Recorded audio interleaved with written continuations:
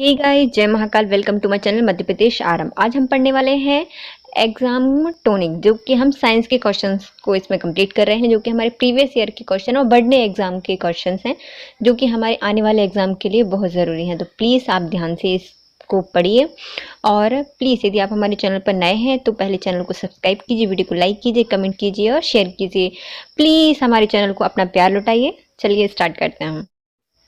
चाय camellia sinensis नामक क्षुद्र पौधे की पत्तियों से और कॉफ़ी कॉफिया अरेबिका नामक झाड़ी के भुने हुए बीजों के चूर्ण से तैयार होती है। अब जब कोई आपको चाय के लिए पूछे तो उसे पूछना, अच्छा बताइए चाय की पत्ती कहाँ से प्राप्त होती है? तो आप क्या बोलेंगे? कैमेलिया साइनेंसिस से चाय की पत्तियाँ मिलती हैं। और कॉफ़ी कैसे मिलती है? तो कॉफ़ी या अरेबिका से हमें कॉफ़ी और उसके बीजों को भूनने से हमें कॉफ़ी प्राप्त होती है।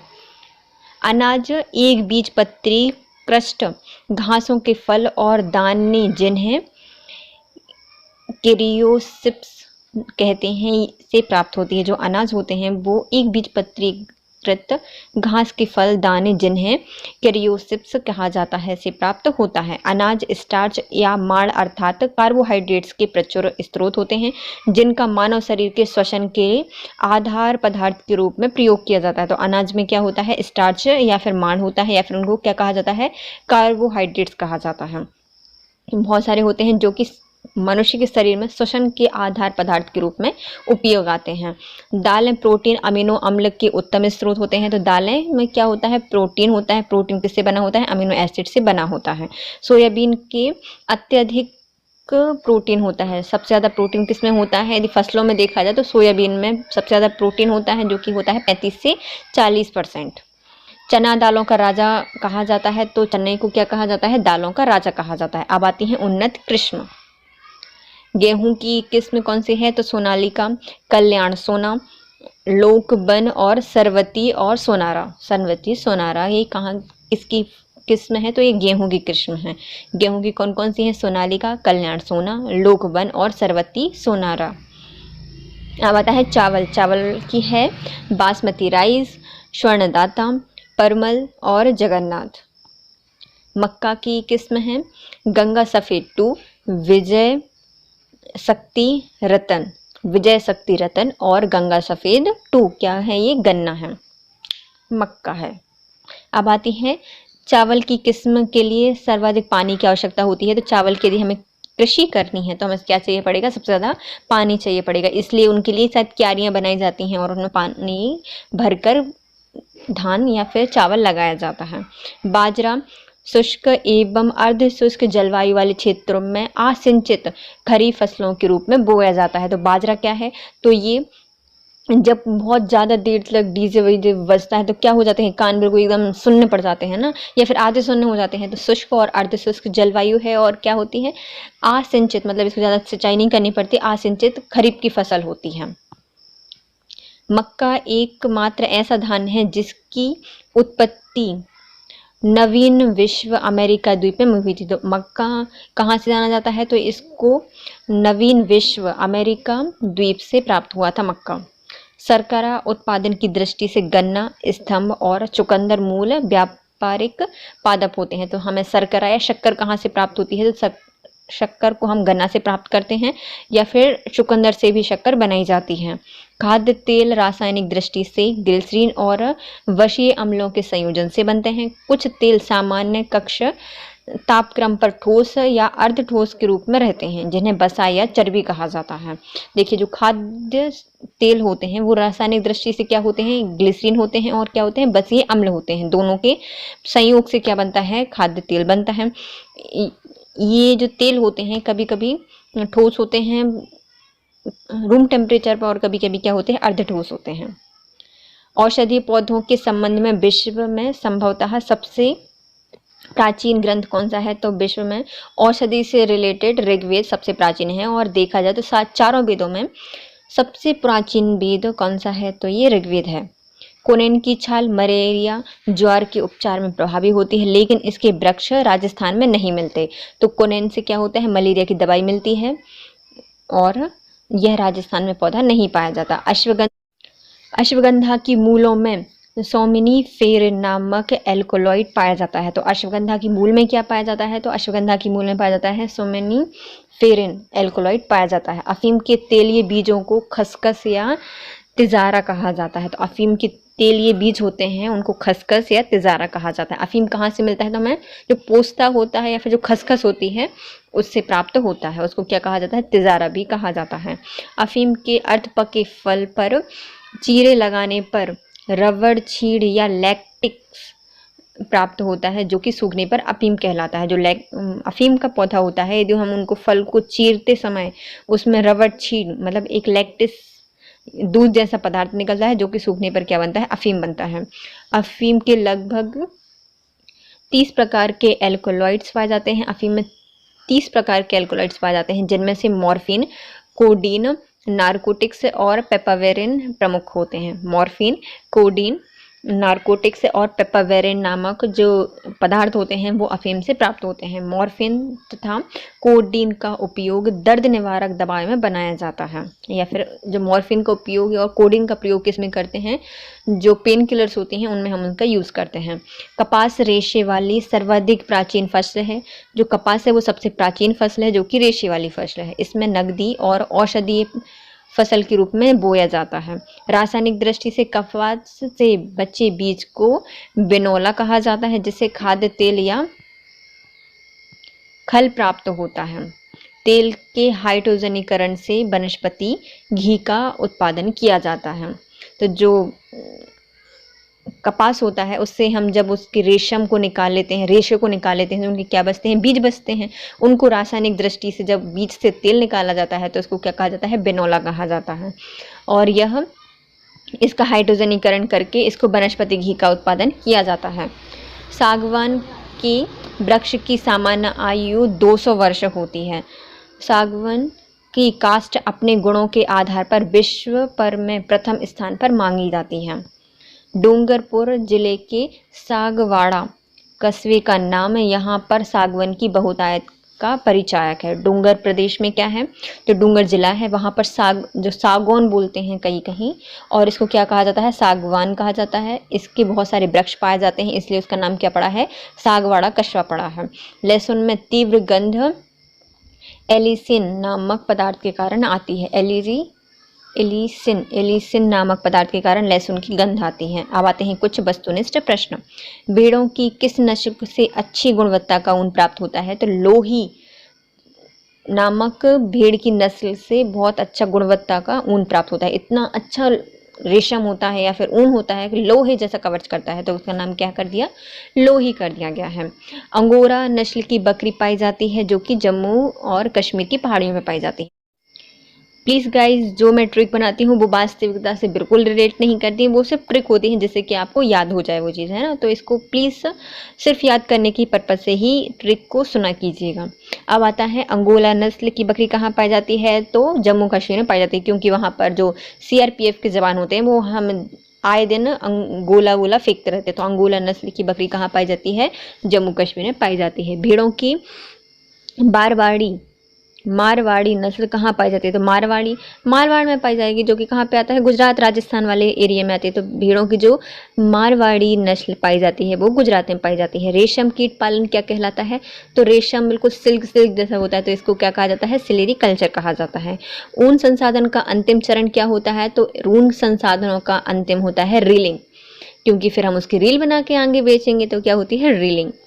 दक्षिण अमेरिका में पाए जाने वाले ऊनी जंतु को क्या कहा जाता है? तो जो दक्षिण अमेरिका होता है उसमें जो ऊनी जंतु पाए जाते हैं उन्हें लामा और एल्पेका कहा जाता है। लामा और एल्पेका कहा जाता है। याक की ऊन कहाँ से प्राप्त की जाती है? तो याक कहाँ पाए जाते हैं? तिब्बत और लद्दाख वाले क्षेत्र में पाए जाते हैं याक।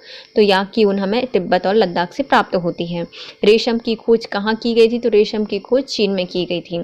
कुकून से रेशम निकालने की क्रिया क्या कहलाती है? तो रीलिंग क्या कहलाती है? कुकून से रेशम निकालने की प्रक्रिया कहलाती है। और जो ऊन होता है उसकी भी अंतिम प्रक्रिया क्या कहलाती है? रीलिंग कहलाती है। खरपतवार को अपना भोजन बनाने वाली मछली कौन सी है? तो जो खरपतवार को खाती है उसको कहा जाता है ग्रास हॉपर।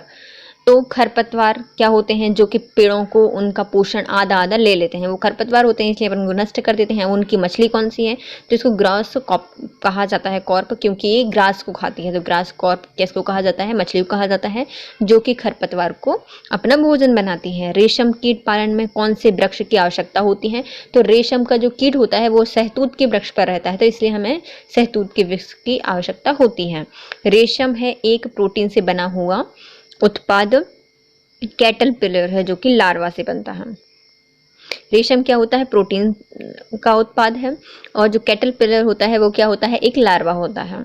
नायलॉन क्या है, तो नायलॉन पॉलीएमाइड होता है, नायलॉन पॉलीएमाइड होता है, जल्दी से माइल्ड नहीं होता या फिर मेल्ट नहीं होता, तो क्या है ये, पॉलीएमाइड है। नायलॉन बनाने में प्रयुक्त एक कच्चा पदार्थ कौन सा होता है, तो यदि हमें नायलॉन बनाना है तो एडिपिक अम्ल का उपयोग करना पड़ेगा, एडिपिक। प्राकृतिक रबर एक बहुलक है, तो हमें यदि नायलॉन प्राप्त करना है तो हमें क्या करना पड़ेगा, एडिपिक अम्ल की आवश्यकता होगी, है ना। और प्राकृतिक रबर एक क्या होता है, बहुलक होता है, जिसका व्युत्पन्न होता है आइसोप्रीन से, आइसोप्रीन से हम इसको व्युत्पन्न करते हैं। कवचीय मछली क्या है, तो कवचीय मछली है आयस्टर, आयस्टर, आयस्टर, एक एक्टर की तरह काटती, आयस्टर, एक्टर। कवचीय मछली क्या है, एक आयस्टर। लवणीय जल की मछली कौन सी होती है, तो लवणीय जल की मछली होती है टूना, क्योंकि मछलियाँ कहाँ रहती हैं, अच्छे बिल्कुल साफ पानी में, शुद्ध पानी में रहती हैं, लेकिन लवणीय मछली पाई जा रही है तो उसको अपन क्या कहेंगे, कोई जादू टूना करती हो ना तो इसको क्या कहेंगे, टूना कहेंगे। लवणीय जल की मछली कौन सी है, तो टूना है। प्राकृतिक रेशा क्या होता है, तो जो प्राकृतिक वनस्पति रेशा है वो है नायलॉन, जिसको हम किससे बना रहे थे, नायलॉन बन रहा था एपेडिक अम्ल, एक कच्चा माल है जिससे हम उसको बना रहे थे। और नायलॉन क्या होता है, पॉलीएमाइड होता है। मिश्रित मछली संवर्धन किया जाता है, जो मिश्रित मछली संवर्धन होता है वो तालाबों में किया जाता है।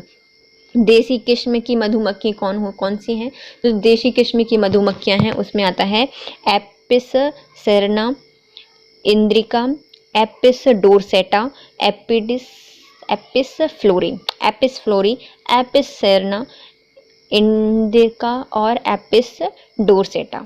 अब आते हैं मनुष्य में पाचन एवं उत्सर्जन संस्थान, मनुष्य में पाचन एवं उत्सर्जन संस्थान। अब आते हैं वस्तुनिष्ठ, इसके पाचन से और उत्सर्जन से रिलेटेड वस्तुनिष्ठ के प्रश्न को हम सॉल्व करेंगे।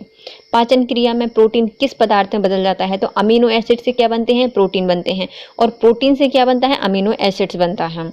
आहार नाल में स्टार्च के पाचन में अंतिम उत्पाद क्या होता है, तो जब स्टार्च पूरा हर प्रकार से टूट जाता है, अब उसका बिल्कुल भी उत्पादन नहीं हो सकता, तो जो अंतिम उत्पाद होता है वो बनता है माल्टोज।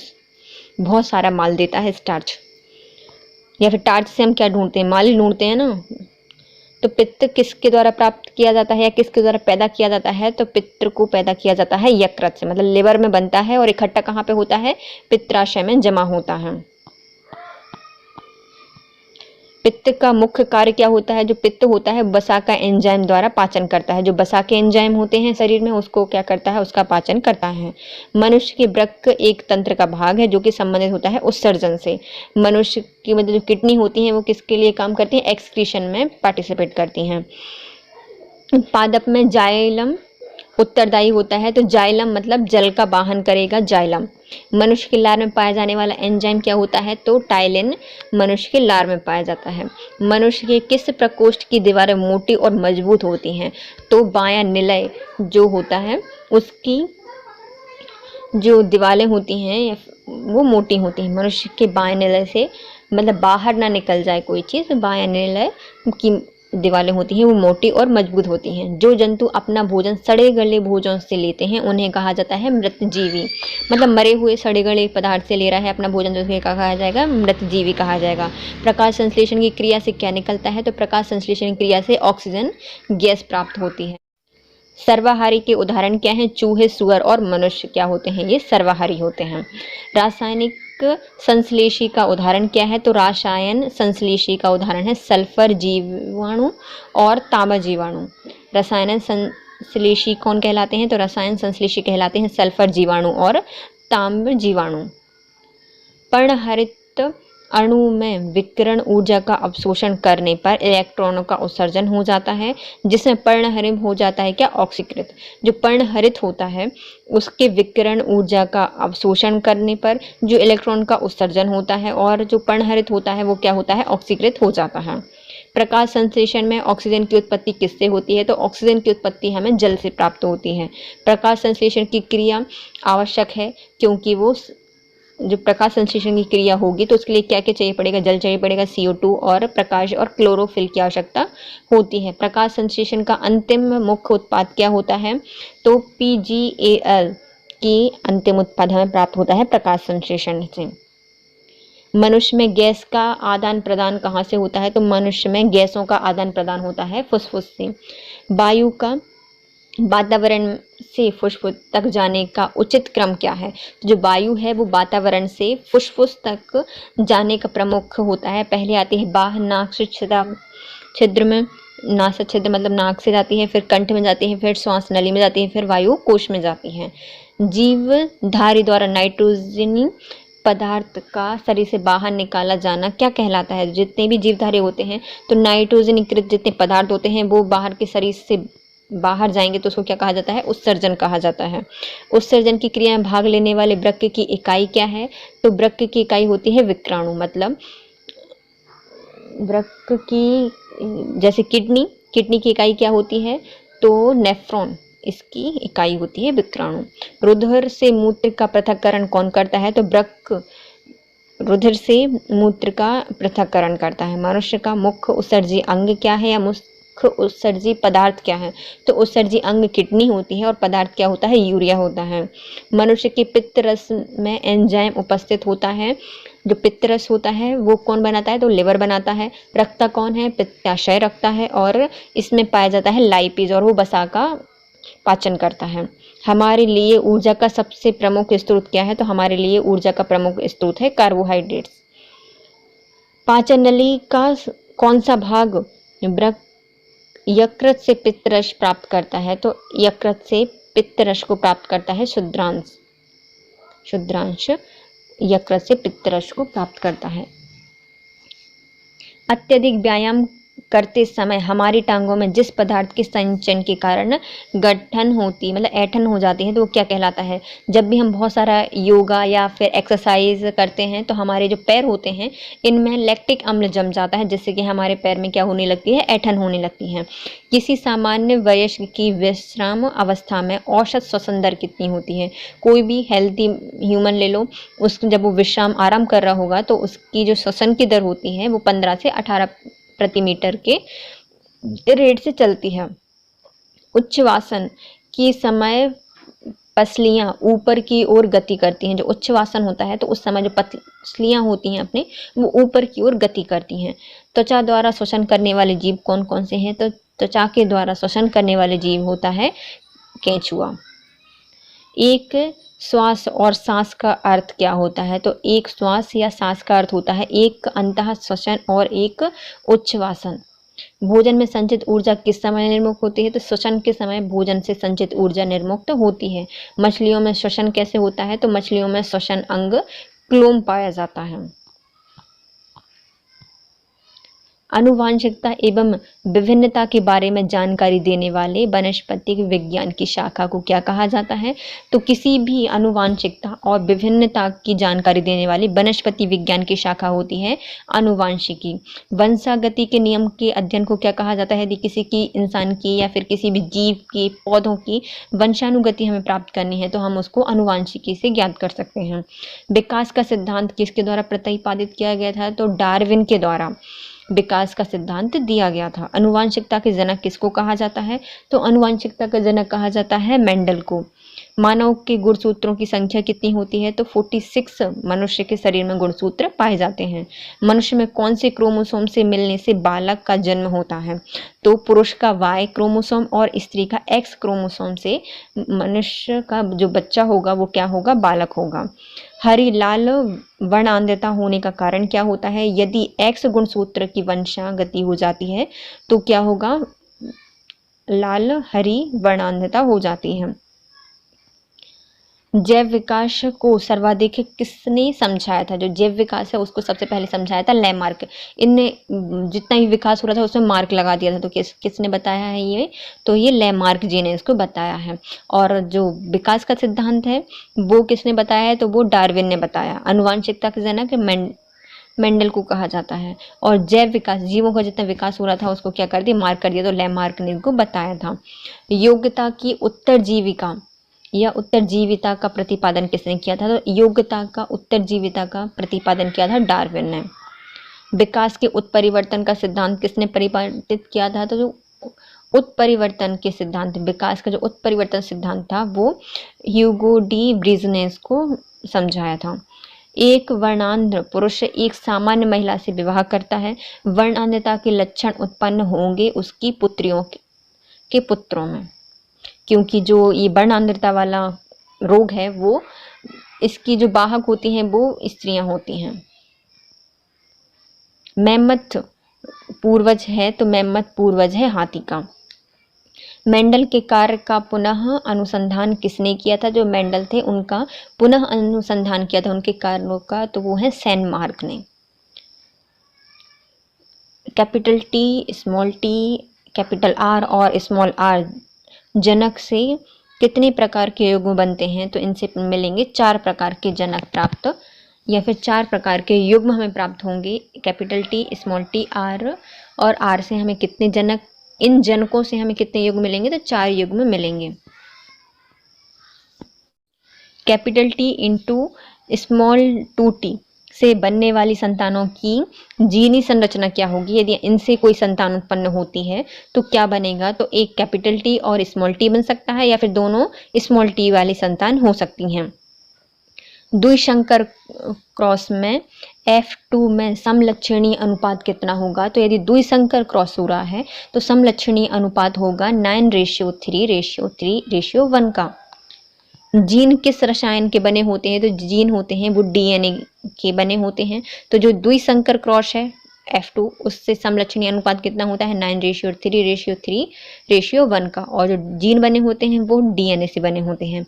मेंडल ने मटर की कितनी जोड़ी विपर्यासी या फिर विपरीत गुणों का अध्ययन किया था? तो 7 प्रकार के मटर के दाने इनने अपने उपयोग में लिए थे, क्योंकि 7 दिन होते हैं तो एक एक मटर के दाने हर एक दिन के हिसाब से लिया होगा।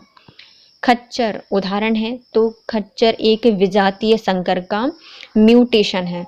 तो 2 अलग अलग जीवों के क्या है? एक संकर जीन है। जीन की रचना में कृत्रिम परिवर्तन कारक होता है। म्यूटेशन क्या होता है? जो जीन की संरचना होती है उसमें कृत्रिम परिवर्तन कर देते हैं। तो खच्चर क्या होता है? तो ये विजातीय संकर है, मतलब जो अलग अलग जीवों की एक संकर जीव बनाई गई है जिसका नाम है खच्चर। म्यूटेशन क्या होता है? तो जीन की संरचना में कृत्रिम परिवर्तन कर देते हैं, उसको क्या कहा जाता है? म्यूटेशन कहा जाता है। पशुओं में नस्ल सुधारने के महत्वपूर्ण चरण कौन से हैं? तो यदि हमें पशु की नस्ल सुधारना है तो पहले हम उसका चयन करेंगे, प्रजनन देखेंगे और उनका पर्यावरण देखेंगे। अब आते हैं अनुवांशिक जन्मदाता कौन थे? मेंडल थे। इनने क्या मटर के दाने पर प्रयोग किया था? मेंडल द्वारा प्रतिपादित नियम क्या था? तो नियम था प्रभाविता का सिद्धांत। मेंडल ने जो अब किस पौधे का पर प्रयोग किए थे? तो मेंडल ने मटर के दाने पर प्रयोग किए थे। और कितने प्रकार के दाने थे? 7 प्रकार के दाने थे। जीन पाए जाते हैं गुणसूत्रों पर श्रृंखलाबद्ध। जो गुणसूत्र होता है उसमें श्रृंखलाबद्ध पाए जाते हैं जीन। प्रभावी और अप्रभावी गुण कौन सा है? यह ज्ञात हो जाता है। तो जब हमें प्रभावी और अप्रभावी गुण देखने हैं किसी भी जीन के या फिर संकर करवाकर, तो हम कैसे देख सकते हैं? तो F2 पीढ़ी में हमें प्रभावी और अप्रभावी गुण पता चल जाते हैं। मेंडल ने मटर के पौधे में कितने जोड़ी विपरीत गुण देखे थे? तो मेंडल ने मटर के पौधे में 7 जोड़ी विपरीत गुण देखे थे। मेंडल के अनुसार गुणों को नियंत्रित करने वाले कारक को क्या कहा जाता है? तो गुणों को नियंत्रित करने वाले कारक को कहा जाता है जीन, जो कि कहाँ पाया जाता है? गुणसूत्र में श्रृंखलाबद्ध क्रम में पाया जाता है। युग्मकों की शुद्धता किस नियम द्वारा समझाई जा सकती है? तो युग्मों की शुद्धता हमें पृथक्करण के नियम के द्वारा समझाई जा सकती है। जीवों में लक्षणों की पीढ़ी स्वतंत्र रूप से स्थानांतरण होती है। नियम को क्या कहा जाता है? तो जीव के जो लक्षण होते हैं वो पीढ़ी दर पीढ़ी स्वतंत्र रूप से स्थानांतरित कहा जाता है। तो इसको कहा जाता है स्वतंत्र आवायु का नियम। किसी जीव के लक्षण में आकाश में प्राप्त परिवर्तन हो जाता है तो क्या कहा जाता है? यदि आकस्मिक परिवर्तन हो जाता है किसी भी जीव के या जीन के लक्षणों में तो उसको उत्परिवर्तन कहा जाता है। आर्किमिडीज का सिद्धांत, जब वस्तु किसी द्रव्य में पूरी या आंशिक रूप से डुबाई जाती है तो अपने भार से कमी हो जाती है और भार में यह आभासी कमी वस्तु द्वारा हटाए गए जल के भार के बराबर होती है। आपने कभी कुएं से पानी निकाला है या फिर चलो बाल्टी बकेट में से मग वगैरह निकाले होंगे तो वो कैसे होते हैं, या फिर सिक्का डाला होगा मग रखकर, तो जब भी हम पानी के ऊपर होते हैं वो वस्तु पानी के ऊपर लिए रहते हैं तो उसका जो वेट होता है वो नॉर्मल रहता है, लेकिन जैसे ही हम उसमें पानी में रखते हैं या फिर पानी के अंदर डुबाते हैं तो उसका भार क्या हो जाता है? कम हो जाता है। तो ये भार क्यों कम हो रहा है? तो इस भार की कमी होने के कारण होती है क्योंकि वो अब जो द्रव है वो अपने भार के बराबर ही अपने आजू बाजू द्रव को हटाता है, जिससे क्या होता है उसमें एक बल कार्य करता है, जिसको क्या कहा जाता है? आर्किमिडीज का सिद्धांत कहा जाता है। लोहे की बनी हुई छोटी सी गेंद पानी में डूब जाती है और बड़ा जहाज पानी में तैरता है क्योंकि जहाज द्वारा विस्थापित किए गए जल का भार उसके भार के बराबर होता है। जहाँ देखिए, कभी आपने कील को, सिक्के को पानी में डाला है, बकेट में तो डाला होगा, तो वो क्या होती है? डूब जाती है। लेकिन कभी आपने सोचा है जहाज तो इतनी बड़ी होती है लोहे की, वो कितना वेट होता है उसका, लेकिन वो कभी पानी में नहीं डूबती क्योंकि जब वो उसका शेप ऐसे बनाया जाता है कि वो अपने भार के बराबर ही जो पानी होता है, जल होता है, उसको वहाँ से विस्थापित कर सकती है, जिससे कि वो उसके भार को इक्वल कर देता है और ये तैरता रहता है जहाज। हाइड्रोजन से भरे गुब्बारे हवा में उड़ते हैं क्योंकि हाइड्रोजन का भार उसके द्वारा विस्थापित वायु के भार से कम होता है, तो वो क्या होता है? हवा में उड़ता है। अब आता है पृष्ठ तनाव। प्रत्येक द्रव का स्वतंत्र पृष्ठ स्वकर्ता न्यूनतम क्षेत्र ग्रहण करने की प्रवृत्ति प्रदर्शित करता है। जितने भी पदार्थ होते हैं, जितने भी द्रव होते हैं, तो वो खुद अपनी मतलब एक स्टैंडर्ड स्टेज की खोज रहती है उनको। तो जितने भी कण भी होते हैं, अपने साइंस में पढ़ा होगा, कण भी एक स्टैंडर्ड या फिर एनर्जी की खोज में रहते हैं, तो एक दूसरे से मिलते हैं। वैसे ये जो द्रव होता है वो भी स्वतंत्र रहना चाहता है और मतलब अपने एरिया को कवर करता है, तो यहाँ से भी सिकुड़ जाएगा, यहाँ से भी सिकुड़ जाता है, थोड़ा थोड़ा सिकुड़ के वो जितना न्यूनतम होने की कोशिश करता है कि उसको कम स्पेस उसकी जरूरत पड़े, वो इतना सिकुड़ जाता है। न्यूनतम ग्रह जो न्यूनतम क्षेत्र ग्रहण करने की उसकी प्रवृत्ति होती है, जिसमें द्रव का जो पृष्ठ तनाव इसी को कहा जाता है, क्योंकि यहाँ से भी खींच रहा है, वहाँ से भी अपने द्रव को खींच रहा है, पूरी साइड से खींच के रखता है, अपने साथ बिल्कुल एकदम जोड़ के रखता है, तो इसको क्या कहा जाता है? पृष्ठ तनाव कहा जाता है। इसका ऐसा ही मात्रक क्या होता है? Newton metre. देखो, न्यूटन का तो ये बल लगा रहा है, लेकिन मीटर इसकी लंबाई से उसको प्रदर्शित किया जा रहा है, तो न्यूटन मीटर इसका क्या होता है? ऐसा ही मात्रक होता है। द्रव का ताप बढ़ने पर उसका पृष्ठ तनाव कम हो जाता है। यदि हम किसी भी द्रव का तनाव बढ़ा देते हैं, मतलब ताप बढ़ा देते हैं, तो उसका पृष्ठ तनाव क्या होता है? कम होता है। आपने कभी पानी गर्म, ठंडा पानी देखा होगा, वो थोड़ा सा गाढ़ा होता है और जैसे हम उसको गर्म कर देते हैं वो एकदम लिक्विड हो जाता है, या बहुत ज़्यादा उसका पृष्ठ तनाव कम हो जाता है और क्रांतिक ताप शून्य हो जाता है। और क्रांतिक ताप पर क्या हो जाता है? ये पृष्ठ तनाव शून्य ही हो जाता है, कुछ भी नहीं बचता। साफ जल का पदार्थ के अणुओं के मध्य लगने वाले आकर्षण बल को सासंजक बल कहा जाता है, जबकि विभिन्न पदार्थों के अणुओं के बीच लगने वाला आकर्षण बल को आसंजक बल कहा जाता है। जैसे देखिए, एक ही समान अणु हैं तो उनके मध्य लगने वाला जो बल होता है वो क्या कहलाता है? सासंजक बल कहलाता है। मतलब एक साथ हम साथ साथ हैं तो सासंजक बल। और आसंजक बल क्या होता है? कुछ और अणु आ गए, कोई और मतलब विभिन्न प्रकार के अणुओं के मध्य जो लगने वाला आकर्षण बल होता है उसको कहा जाता है आसंजक बल। हम साथ साथ नहीं है, आज से चलो तुम दूर हो तुम दूर हो, तो ये क्या कहलाते हैं? आसंजक बल कहलाते हैं। सासंजक बल कैसा हो गया? कांच आप देख सकते हैं, इसको लकड़ी देख सकते हैं, तो लकड़ी क्या है? एक उसके अंदर जितने भी अणु हैं वो एक ही हैं और उनके बीच में लगने वाला बल क्या होगा? सासंजक बल होगा। लेकिन आसंजक बल क्या होता है? तेल और पानी के बीच में, उनको मिला दो एक ही उसमें, लेकिन तेल अपनी प्रॉपर्टी रखता है और जो पानी है वो अपनी प्रॉपर्टी रखता है, तो वो क्या हो जाते हैं? आसंजक बल हो जाते हैं। उन दोनों के बीच में लगने वाला क्या होता है? बल आसंजक बल होता है। साबुन के घोल के बुलबुले घोल के पृष्ठ तनाव को कम कर देते हैं। देखो, पानी का क्या होता है? जब भी हम किसी द्रव्य को गर्म करते हैं तो उसका पृष्ठ तनाव कम हो जाता है और क्रांतिक कोण मतलब क्रांतिक ताप पर उसका तो पृष्ठ तनाव ही नहीं बचता। ऐसे ही जब साबुन उसमें घोल देते हैं तो उसमें बुलबुले बन जाते हैं और यदि साबुन को घोलने पर किसी भी द्रव्य का जो पृष्ठ तनाव होता है वो क्या होता है?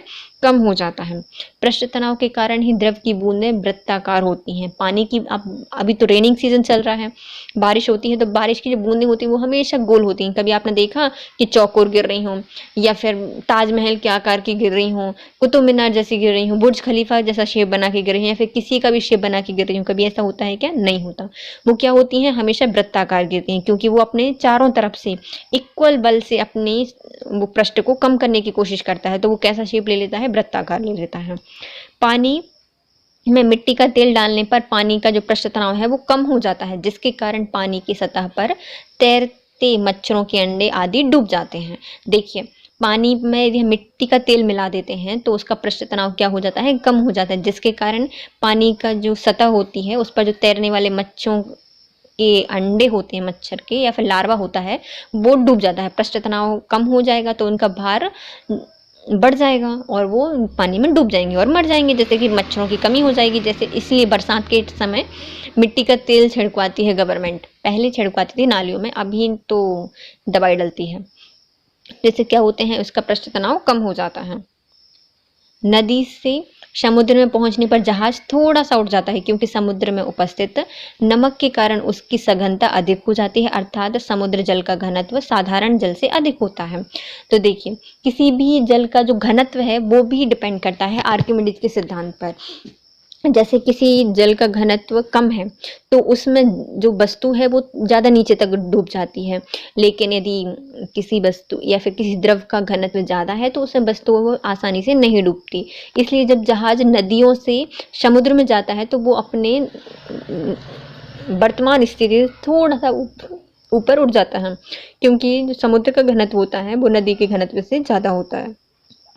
अब आता है पृष्ठ तनाव का कारण क्या क्या है। आसंजक बल के कारण ही द्रव किसी वस्तु को भिगोता है और पारा कांच से नहीं चिपकता। आसंजक बल क्या होता है? जब हम किसी भी वस्तु, जैसे कि पानी है, वो लिक्विड है और एक हम सॉलिड टेबल लेते हैं, तो टेबल क्या है? एक सॉलिड है। वो दोनों के गुण अलग अलग हैं। जब हम उसको पानी से टेबल को भिगाते हैं तो क्या होगी? टेबल पूरी भीग जाती है। ये क्या कहलाता है? उसका आसंजक बल कहलाता है। उसी प्रकार जो पारा होता है वो कांच को या फिर किसी वस्तु को नहीं भिगोता, क्योंकि वो अपने ही अणुओं के साथ रिएक्ट रहता है। उसका आसंजक मतलब उसका सासंजक बल इतना प्रबल होता है कि किसी पे फर्क नहीं पड़ता।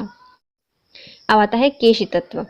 परख नली में द्रव के ऊपर चढ़ने या फिर नीचे उतरने की घटना क्या कहलाती है? केशी तत्व कहलाती है। देखिए, जो परख नली होती है, यदि उसकी मतलब जो थिकनेस है, परख नली की जो मोटाई है, चौड़ाई यदि वो कम होती, मतलब जितनी कम होगी उतनी ज़्यादा अच्छे से केशी तत्व का सिद्धांत काम करता है, क्योंकि उसकी जो मोटाई पर ये वर्क करता है। तो इसके यदि हम परख नली को किसी पानी में डुबाते हैं तो पानी क्या होता है? ऊपर चढ़ता है। तो इसके क्या कहा जाता है? केशी तत्व का सिद्धांत कार्य करता है, इसलिए वो ऊपर चढ़ता है। जैसे भीगी हुई तौलिए को हम यदि रख देते हैं तो भीगी हुई तौलिए से क्या होता है? धीरे धीरे से पानी ऊपर चढ़ता जाता है। तो ये भी केशी तत्व के सिद्धांत पे काम करता है। बरसात में जब पहली बारिश होती है उसके पहले या 2-3 बारिश के बाद क्या होता है? किसान अपने खेत में जुताई कर देते हैं, है ना। तो जो जितनी भी जो केशी नलिकाएं होती हैं, जैसे कि पानी, जमीन का पानी होता है, वो धीरे धीरे ऊपर उठता है और वायुमंडल में उड़ जाता है। तो इसलिए जो किसान होते हैं वो उनकी जो जितनी भी नलियां होती हैं वो काट देते हैं, उनकी वो जुताई वगैरह करके टूट जाती हैं, तो पानी वहीं पर जमीन के अंदर लॉक हो जाता है। केशी तत्व के सिद्धांत पर ये काम करते हैं। अब आता है श्यानता क्या होती है। श्यानता द्रव का वह गुण होता है जिसके कारण वह अपनी विभिन्न परतों में होने वाली आपेक्ष गति का विरोध करती है, अर्थात तरल पदार्थ में आंतरिक घर्षण को श्यानता कहते हैं। देखो, श्यानता कभी द्रव मतलब पदार्थों में होती है, तो ये किस में होती है? द्रव में होती है। मतलब जितनी भी लिक्विड चीजें होती हैं उनमें क्या पाई जाती है? श्यानता पाई जाती है। तो अब किसी की श्यानता कम होगी, किसी की श्यानता ज्यादा होगी। तो अब श्यानता क्या है? किसी भी दो परतों के बीच, मतलब जो पानी बहता है तो उसकी कई लेयर बहती हैं, तो जो एक लेयर और दूसरी लेयर होती है, उन दोनों लेयर के बीच की जो आपेक्षिक गति होती है वो एक दूसरे की गति का क्या करते हैं? विरोध करते हैं। तो इसको क्या कहा जाता है? श्यानता कहा जाता है। और इसको आंतरिक घर्षण भी कहा जाता है। तरल पदार्थों का आंतरिक घर्षण क्या कहलाता है? श्यानता कहलाता है, जिससे कि वो कम स्पीड से बहता है। ताप बढ़ाने पर द्रवों की सांद्रता घट जाती है तथा और गैसों की बढ़ जाती है। देखिए, इसमें क्या होता है? जैसे कभी आपने देखा होगा पानी को बहाओ तो वो बहुत जल्दी बह जाएगा। फिर उसके साथ हम एक तेल को बहाते हैं या ऑयल को बहाते हैं तो क्या होता है, वो थोड़ी दूर तक जाएगा, फिर बहुत धीरे धीरे बहेगा। यदि हम शहद को बहाएं तो वो तो और बिल्कुल धीरे धीरे से जाएगा। तो ये क्या होते हैं, तो इनकी जो श्यानता है वो इस पर निर्भर कर रही है। पानी की सांद्रता कम होती है तो वो जल्दी बह जाता है, तेल की पानी से ज़्यादा होती है इसलिए वो धीरे धीरे बहता है, और शहद की बहुत ज़्यादा होती है श्यानता, इसलिए वो क्या होता है, बहुत धीरे से या फिर वहीं पर बैठा रहता है। तो वो एक दूसरी परत का आंतरिक घर्षण इसको ऐसा करने से रोकता है। यदि हम ताप बढ़ाते हैं, यदि हम शहद को गर्म करते हैं तो वो थोड़ी जल्दी बहने लगती है ना, तो उसकी श्यानता क्या हो जाती है, घट जाती है। और यदि हम गैसों की ताप बढ़ा दें तो उसकी श्यानता क्या हो जाएगी, बढ़ जाएगी। अब आता है बर्नौली प्रमेय। जब कोई आदर्श द्रव किसी नली में धारा रेखीय प्रवाह में बहता है तो उसके मार्ग के प्रत्येक बिंदु पर उसके एकांक आयतन की कुल ऊर्जा, द्रव ऊर्जा, दाब ऊर्जा, गतिज ऊर्जा और स्थितिज ऊर्जा का योग क्या कह रहता है, नियत रहता है। किसी बर्नौली में तो देखो एक नली है, उसमें हम आदर्श द्रव ले रहे हैं, हम कोई भी ऐसे लिक्विड नहीं उठा रहे हैं, एक आदर्श द्रव ले रहे हैं। यदि हम उसको उस नली से धारा रेखीय प्रवाह कराते हैं तो उसके हर मार्ग पर, हर बिंदु पर उसके एकांक आयतन में जो उसकी ऊर्जा होती है, जो कि दाब ऊर्जा, गतिज ऊर्जा और स्थितिज ऊर्जा होती है, उन तीनों का योग नियत रहता है, ये कभी बदलते नहीं है। तो P plus half P U square plus EGH क्या होता है, एक नियतांक होता है। अब आता है सरल लोलक। डोरी से बंधे हुए दृढ़ आधार पर लटका एक गोलक जो एक निश्चित बिंदु के इर्द गिर्द दोलन करता है तो उसको क्या कहा जाता है, सरल लोलक कहा जाता है। सरल लोलक क्या होता है, किसी भी डोरी से एक गेंद ले लो, कील ले लो या फिर अपने पैर बांधकर यहाँ वहां लटकने लगो, तो वो क्या होता है, एक बिंदु होती है बीच में, इसके आजू बाजू जब हम यहाँ वहां उसके इर्द गिर्द कोई दोलन करता है तो फिर क्या कहा जाता है, लोलक कहा जाता है, सरल लोलक। लोलक का अधिकतम आवर्तकाल कितना होता है, 84.6 मिनट। 84.6 मिनट होता है लोलक का अधिकतम मान। लोलक घड़ी गर्मियों में सुस्त और सर्दियों में तेज हो जाती है। जो लोलक की घड़ी होती है वो गर्मियों में सुस्त हो जाती है और सर्दियों में क्या हो जाती है, तेज हो जाती है, क्योंकि जो लोलक की गति होती है वो जिस डोरी से बंधे हुए है उस डोरी की लंबाई पर निर्भर करता है। यदि सरल लोलक को लिफ्ट से लटका दिया जाता है और लिफ्ट त्वरित गति से नीचे जा रही है तो लोलक का आवर्तकाल क्या होगा, बढ़ जाएगा। लेकिन यदि लिफ्ट ऊपर की ओर जा रही है तो लोलक का आवर्तकाल घट जाएगा। मतलब ऊपर जाने पर लोलक का जो काल है वो क्या होता है, आवर्तकाल घट जाता है, और यदि नीचे आ रहा है तो वो जल्दी से बढ़ जाता है। यदि लिफ्ट मुक्त रूप से गुरुत्व के अंतर्गत गिर रही है लोलक का आवर्तकाल अनंत हो जाएगा। यदि जो लिफ्ट है वो हमने उसकी रस्सी टूट दी और वो मुक्त रूप से गिर रहा है गुरुत्वाकर्षण के अंतर्गत, तो वो लोलक की जो गति है उसका आवर्तकाल क्या हो जाता है, अनंत हो जाता है। चंद्रमा पर लोलक को ले जाने पर उसका आवर्तकाल बढ़ जाएगा क्योंकि जी का मान पृथ्वी के गुरुत्वाकर्षण मान के 1/6 गुना होता है। जो चंद्रमा पर यदि हम लोलक घड़ी को लेके जाएंगे तो वो इतने धीमे धीमे से चलेगी क्योंकि उसका आवर्तकाल क्या हो जाएगा, बढ़ जाएगा, और जी का मान पृथ्वी के जी के मान से क्योंकि 1/6 होता है, इसलिए ऐसा होता है। अब आती है ऊष्मा। ऊष्मा क्या होती है, ऊष्मा एक ऊर्जा है। तो सबसे पहली लाइन क्या है, ऊष्मा क्या होती है, तो ऊष्मा एक ऊर्जा है।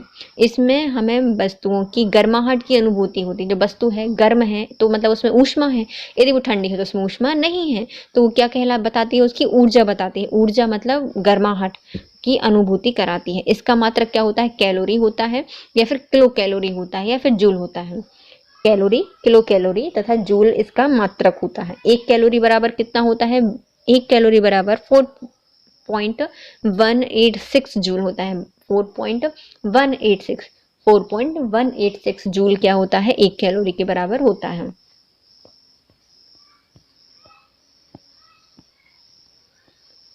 अब आता है ताप।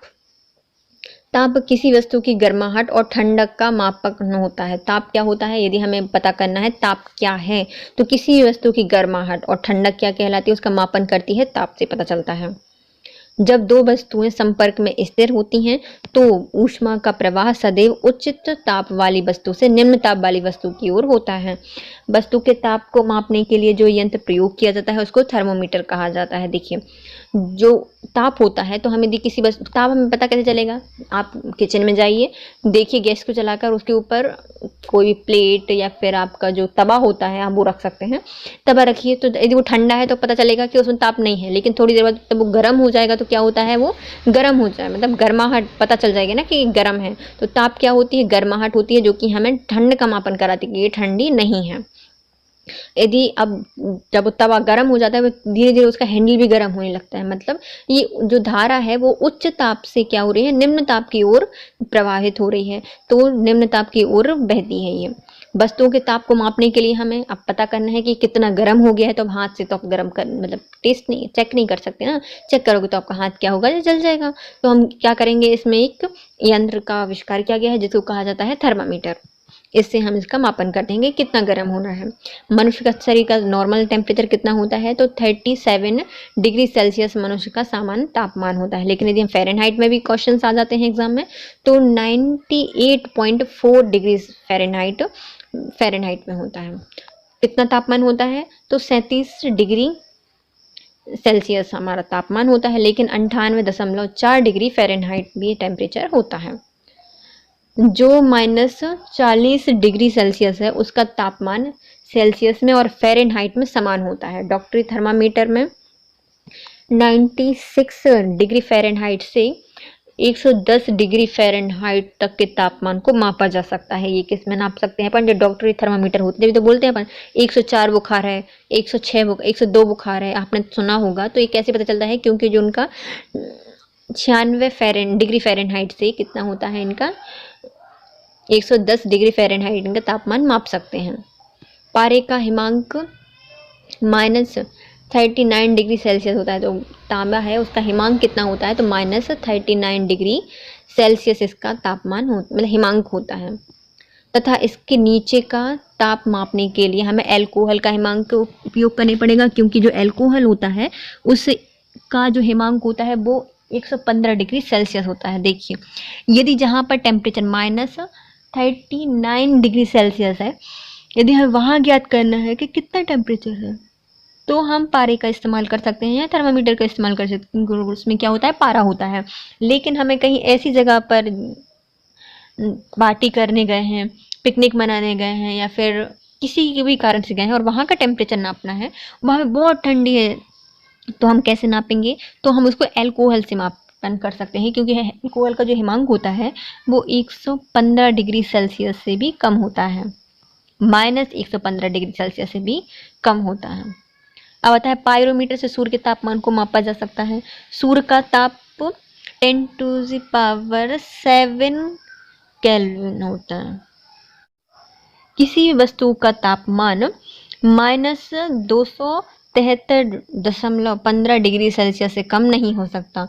इसे क्या कहा जाता है? परम शून्य ताप कहा जाता है, जिसे केल्विन पैमाने पर के लिखते हैं, अर्थात के -273.15 डिग्री सेल्सियस, अर्थात 273.16 के क्या होता है, या फिर केल्विन बराबर क्या होता है, 0 डिग्री सेल्सियस।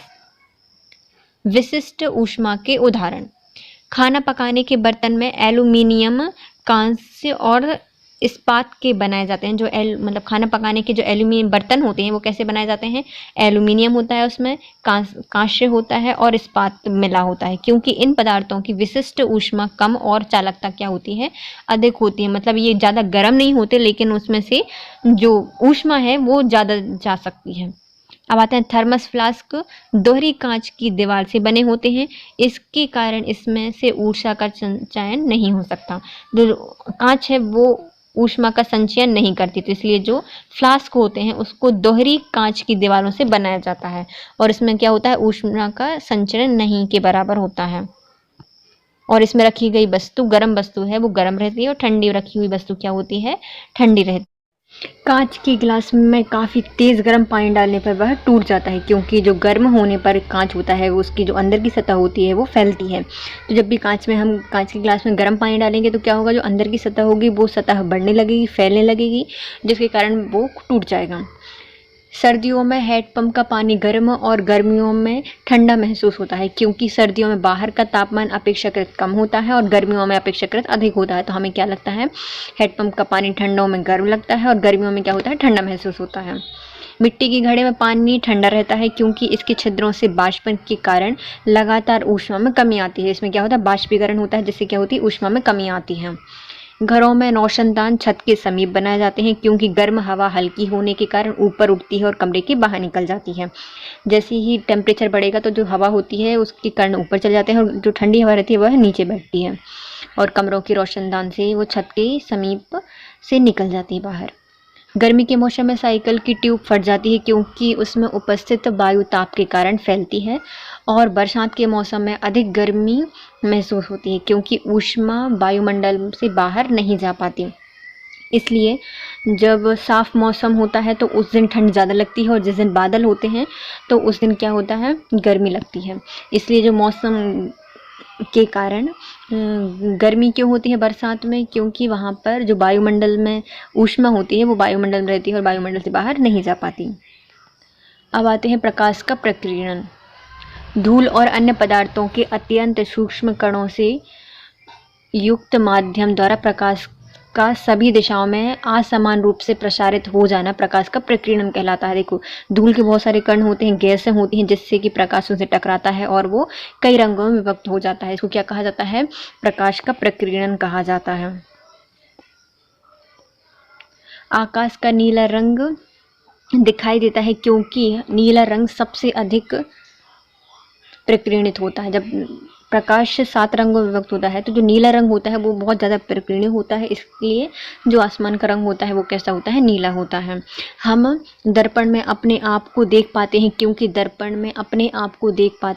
दर्पण से प्रकाश का परावर्तन होता है, हम देखते हैं और हमारी छवि हमें क्या दिखती है, मिरर में दिखती है, मतलब प्रकाश का परावर्तन होता है।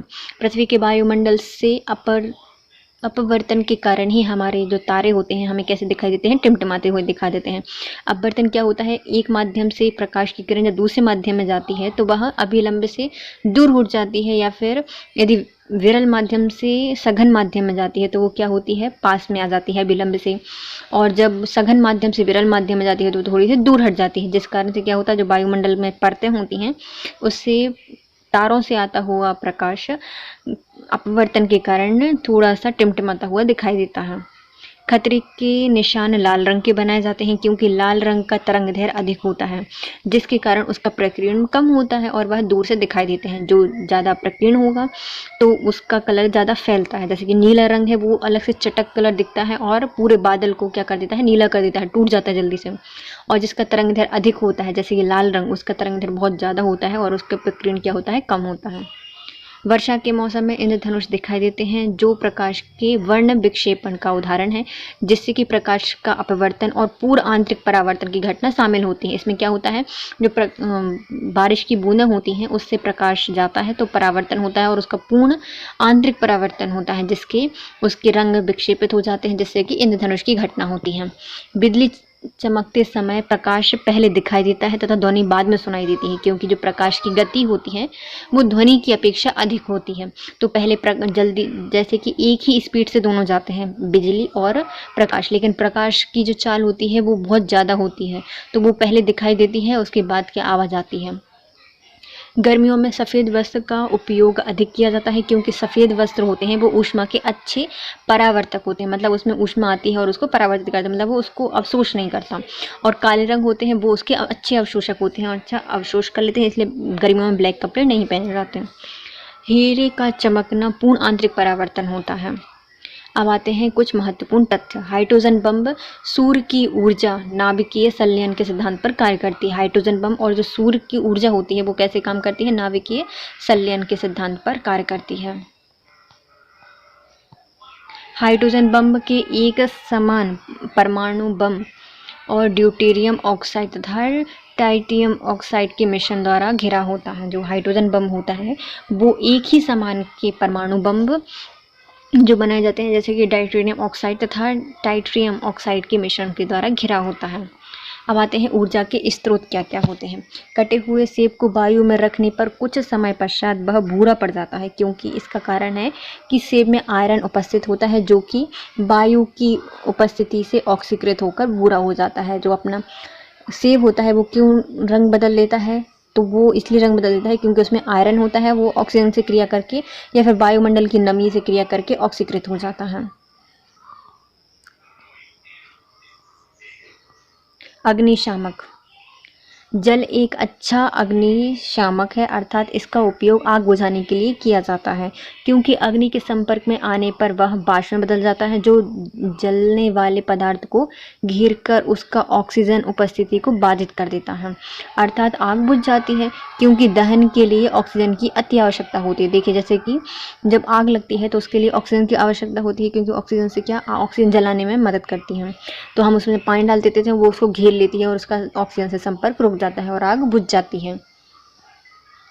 गर्म जल ठंडे जल की अपेक्षा अधिक अग्निशामक होता है, क्योंकि वह शीघ्रता से बाष्पीकृत हो जाता है, इसलिए हमें गर्म जल डालना चाहिए, वो ठंडे जल की अपेक्षा अधिक अग्निशामक होगा। विद्युत उपकरणों में लगने वाली आग अर्थात तेल से लगने वाली आग बुझाने के लिए जल का प्रयोग नहीं किया जाता, क्योंकि जल विद्युत का चालक होता है और जो तेल होता है वो भारी होता है, अर्थात तेल जल के ऊपर आकर जलने लगता है। तो यदि हम तेल से लगी हुई आग को पानी से बुझाने की कोशिश करेंगे तो क्या होगा, पानी के ऊपर तेल तैरने लगेगा और उसमें आग लग जाएगी, तो पानी के ऊपर आग लग जाएगी। और बिजली में क्या होता है, यदि बिजली से आग लगी हुई है तो हम पानी डालेंगे तो जो करंट है वो पानी के थ्रू सब में फैल जाएगा। अब आता है कार्बन डाइऑक्साइड का प्रयोग। विद्युत और तेल से जलने वाली आग को बुझाने के लिए हम कार्बन डाइऑक्साइड का प्रयोग करते हैं। यह बेकिंग सोडा और अम्ल की उपस्थिति से उत्पन्न होता है। कार्बन डाइऑक्साइड क्या होता है, एक मतलब इसमें भी गैस कार्बन डाइऑक्साइड होती है, ये भी ऑक्सीजन के उसको रोक देती है कनेक्शन को, और क्या होती है, आग थोड़ी देर बाद बुझ जाती है।